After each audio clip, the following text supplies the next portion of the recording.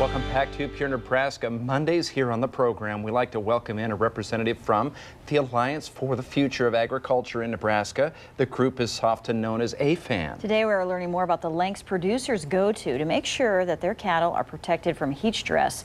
Joining us now to talk about that is Hank Klosterman. He is the owner and operator of the Grass Valley Feedlot near David City, and thank you for being here today. Yeah, you bet. Thanks for having me on the show. Bet. Yeah, good to see ya. I was just saying earlier, I love your hat. No, yep, it's the season for the straw. You know, Brad was talking about fall.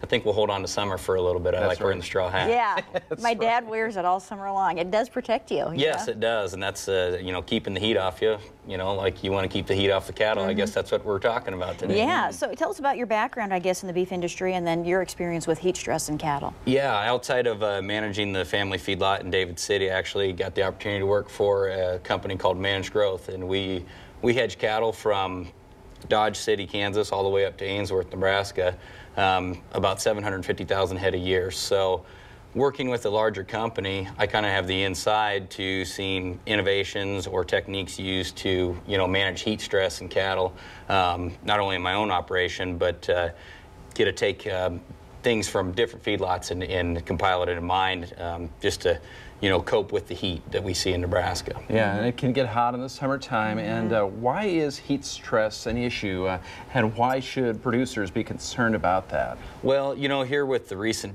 it seems like we've had a change in weather. You know, weather has become more extreme. You know, winters have gotten a little bit colder, brings on, you know, more extreme weather in the summertime.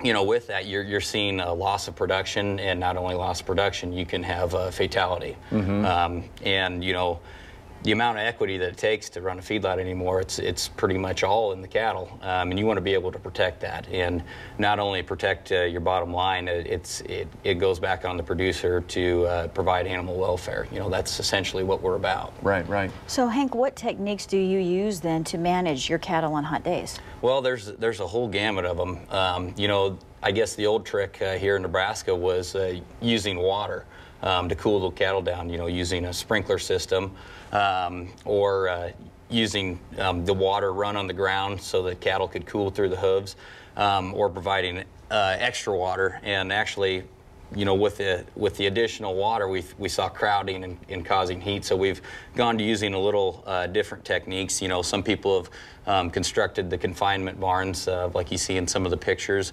Others have gone to innovate a shade system that's more permanent and can hold up to the Nebraska winds and weather. A little more of a cost involved with those. Some have provided stationary shades. We've seen some other techniques with guys using actual airboats or these blow-and-go fans to generate wind, which can reduce the humidity. The key being is that you want to take away the amount of heat that the cattle are creating. You know, cattle work in a herd system, and so when it gets hot, they actually want to congregate and shade each other, which can actually work against itself, you know, because they're creating more heat. So, you know, implementing the shades, the water, some, you know, using the air circulation, it helps to, I guess, spread the cattle out and, you know, get the air through it, and then they migrate between the waters more fluently, and that you know, that's the big thing, is keeping them full on water, and in between the shade and the cool spots.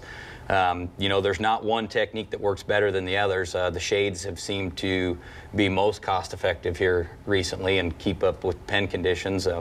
We've actually at the home yard taken on, I guess, a new technique for Nebraska, but it's been pretty prevalent in Texas. We actually feed capsaicin from the chili peppers, and we incorporate it in the feed, you know, from spring all the way through summer. And what it does is it acclimates the cattle's core temperature for the heat. You know, all we got to do is provide the water, and we've seen that work, keep consumptions up during hot periods. So wow. That's really neat. Yeah. Well, it just goes to show you that Nebraska producers are very concerned about animal welfare, you know, here, as well as, you know, the bottom line and trying to run their business. So Hank, thank you. Yeah, you bet. Believe it or not, we're out of time. Thank you very much for coming in today. Yeah, you bet. Thank you. Okay.